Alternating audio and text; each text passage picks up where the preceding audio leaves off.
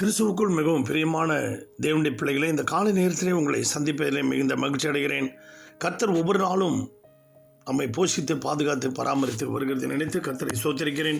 சென்னையில் வேளச்சேரியில் உள்ள ஏழை மேஜி சபை வழங்கும் அனுதினம் அண்ணா, ஆண்டவராகிய இயேசு கிறிஸ்து அனுதினமும் 5 நிமிடம் உங்களோடும். இந்த நாளிலும் தியானத்துக்கு எடுத்துக்கொண்ட வேத வசனம் பிலிப்பியர் 2 அதிகாரம் 12வது வசனம். தாழ்ந்திருக்கவும் எனக்கு தெரியும், வாழ்ந்திருக்கவும் எனக்கு தெரியும், எவ்விடத்திலும் எல்லாவற்றிலும் திருப்தியாக இருக்கவும் பட்டினியாக இருக்கவும் பரிபூர்ணப்படவும் குறைவுபடவும் நான் போதிக்கப்பட்டேன். யாரோ ஒருவர் இவருக்கு பவுலுக்கு போதித்திருக்கிறார். நமக்கு இருக்கிற சூழ்நிலைகளிலே எல்லா விதத்திலும் மன ரம்யமாக இருக்க நாம் கற்றுக்கொள்வோமாக. அன்பு தேவனுடைய பிள்ளைகளே, நாம் தேவையில்லாத பொருளுக்கு நாம் ஆசைப்பட்டு தேவை உள்ளதையெல்லாம் நாம் இழந்து விடாதபடிக்கு நமக்கு ஆண்டவர் நமக்கு என்ன கொடுத்திருக்கிறாரோ போதும் என்கின்ற மனதுடனே கூடிய தேவபக்தியை மிகுந்த ஆதாயம். தேவையில்லாத ஒரு பொருளுக்கு ஆதாம் ஏவாள் ஆசைப்பட்டாங்க, ஆனால் தேவை உள்ளதெல்லாம் இழந்து போய்விட்டார்கள். தாவீது தேவையில்லாத ஒரு பெண்ணுக்கு ஆசைப்பட்டான், ஆனால் தேவை உள்ளதையெல்லாம் இழந்து அவன் சமாதானம் இல்லாமல் இருந்தான். அதனால் 14 வருடம் அவன் கடுங்காவல் ஒரு வனாந்திர வாழ்க்கையை வாழ வேண்டிய சூழ்நிலை வந்துவிட்டது. அன்பு தேவனுடைய பிள்ளைகளே, நமக்கு கொடுத்திருக்கிற எல்லா சூழ்நிலைகளிலும் நாம் மன ரம்யமாக இருக்க கற்றுக்கொண்டு வாழ்க்கையில முன்னேறுவோமாக. அங்கே லண்டனில் ஒடிசி என்கின்ற ஒரு கிராமத்தில் அந்த கிராமத்துக்கு ஒரு ஐயாவை காவலாளியாக போட்டிருந்தாங்க.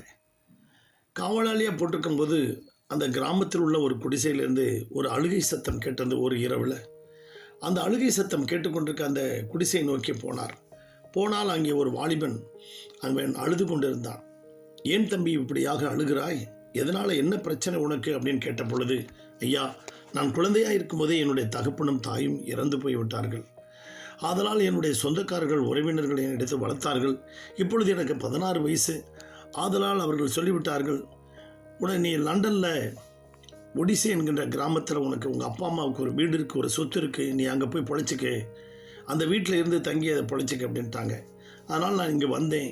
இங்கே பார்த்தால் ஒரு குடிசை வீடு, இதில் எனக்கு பிரயோஜனமில்லாத பொருள்கள்லாம் நிறைய இருக்கிறது, நான் என்ன செய்வேன் என்று ஒன்றுமே புரியல அப்படின்னார்.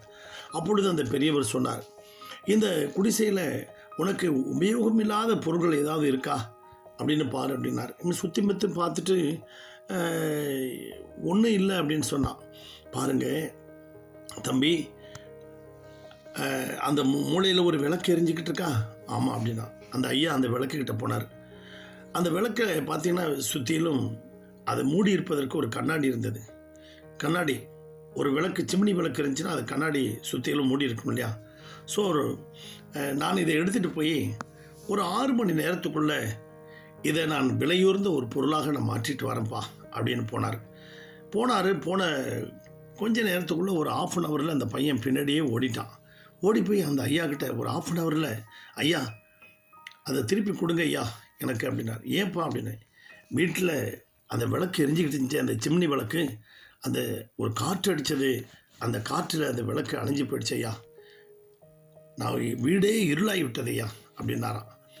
தம்பி தெரிஞ்சுக்க தம்பி, நமக்கு ஒரு விலையுறந்த ஒரு பொருள் நமக்கு வீட்டில் நம்மக்கிட்டே கொடுத்துருக்காருப்பா. கடவுள் நம்மக்கிட்டே கொடுத்துருக்காரு, அதை நம்ம பயன்படுத்துகிற விதத்தில் தான் இருக்குது. இந்த கண்ணாடி இல்லைன்னா அந்த விளக்கு அணைஞ்சு போயிடுப்பா. அதே போல தான் அன்பு தேவனுடைய பிள்ளைகளே, நம்முடைய வாழ்க்கையிலும் இயேசு கிறிஸ்து ஒளியாக இருக்கிறார்.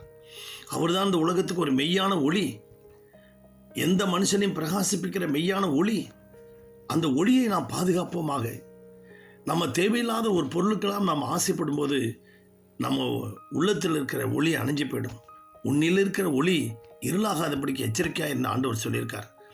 தேவையில்லாத ஒரு பணத்துக்கோ, தேவையில்லாத பழத்துக்கோ, தேவையில்லாத பொருளுக்கோ, சாத்தானுக்கோ, அவன் உண்டாக்கின எல்லா பொருட்களுக்கும் நாம் ஆசைப்படும் போது நாம் தேவை உள்ளதெல்லாம் இழந்து விடாதபடிக்கு நமக்குள்ளதை பற்றி கொண்டு நமக்குள்ளதை ஆண்டவர் கொடுத்திருக்கிறதை வைத்து மனரம்யமாக இருக்க கற்றுக்கொண்டு நம்முடைய வாழ்க்கையிலே முன்னேறுவோமாக. நம்முடைய வாழ்க்கையும் ஆண்டவர் பிரகாசிக்க பண்ணுவார். கர்த்தர் உங்களையும் பிரகாசிக்க பண்ணுவார். உங்களுக்காக ஜெபிக்கட்டுமா? பரலோக பிதாவே, இந்த சத்தத்தை கேட்டுக்கொண்டிருக்க ஆண்டவரே, ஒவ்வொரு பிள்ளைகளையும் ஆசீர்வதிங்கப்பா. அவர்கள் வரை நோக்கி பார்த்து பிரகாசம் அடைந்தார்கள், அவர்கள் முகங்கள் வெட்கப்படவில்லை. ஆண்டவரே, நீர் எங்களுக்கு இந்த உலகத்தில் ஒளியாய் வந்தீர். ஆண்டவரே, ஒளியாய் வந்து எங்கள் இருதயத்திலே வாசம் பண்ணி கொண்டிருக்கிறீர். எங்களை பிரகாசிப்பிக்கிற தெய்வமே உமக்கு ஸ்தோத்திரம். ஆண்டவரே, ஒவ்வொரு குடும்பத்தையும் ஆசீர்வதிக்க முடியாது, ஒவ்வொரு பிள்ளைகளுடைய இருளான வாழ்க்கையெல்லாம் வெளிச்சமாக மாற்ற முடியாது ஜெபிக்கிறோம். கண்ணீர், கவலை, கஷ்டங்கள் நிறைந்த வாழ்க்கையை ஆண்டவர், இருளான வாழ்க்கையை வெளிச்சமாக மாற்றி அவர்களை ஆசீர்வதிக்க முடியாது ஜெபிக்கிறோம். ஒவ்வொரு குடும்பத்தையும் வேலி எடுத்து பாதுகாத்துக் கொள்ளும்.